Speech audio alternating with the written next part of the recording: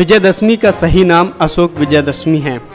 जी हाँ, सही सुना आपने, क्योंकि महान सम्राट अशोक के कलिंग युद्ध में विजयी होने के 10वें दिन मनाए जाने के कारण इसे अशोक विजयदशमी कहते हैं। इसी दिन सम्राट अशोक ने बौद्ध धर्म की दीक्षा ली थी। विजयदशमी बौद्धों का पवित्र त्यौहार है।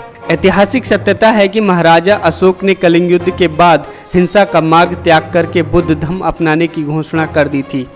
बौद्ध बन जाने पर वो बौद्ध स्थलों की यात्राओं पर गए।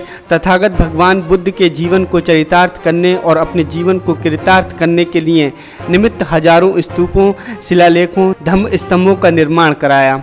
सम्राट अशोक के इस धार्मिक परिवर्तन से खुश होकर देश की जनता ने उन सभी स्मारकों को सजाया, संवारा और उस पर दीप उत्सव किया। यह आयोजन हर्षोल्लास के साथ 10 दिनों तक चलता रहा।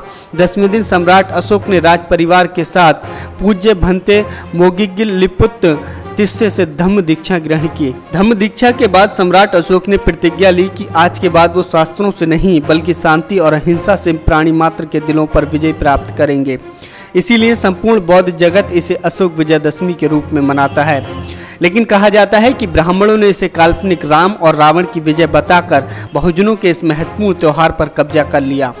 जहां तक दशहरे की बात है तो इससे जुड़ा तथ्य ये है कि चंद्रगुप्त मौर्य से लेकर मौर्य साम्राज्य के अंतिम सम्राट बृहद्रथ मौर्य की उनके सेनापति पुष्यमित्र शुंग ने हत्या कर दी और शुंग वंश की स्थापना की। पुष्यमित्र शुंग ब्राह्मण था। इस समाज ने इस दिन बहुत बड़ा उत्सव मनाया। उस साल ये अशोक विजयदशमी का ही दिन था। उन्होंने अशोक शब्द को हटा दिया और जश्न मनाया। इस जश्न में मौर्य वंश के 10 सम्राटों के अलग अलग पुतले न बनाकर एक ही पुतला बनाया और उसके 10 सर बना दिए और उसका दहन किया गया। आपको बता दें, 2500 साल के सम्राट अशोक की विरासत से जोड़ते हुए 14 अक्टूबर 1956 को अशोक विजयदशमी के दिन ही बाबा साहेब डॉक्टर अंबेडकर ने 5 लाख लोगों के साथ बौद्ध धर्म की दीक्षा ली थी।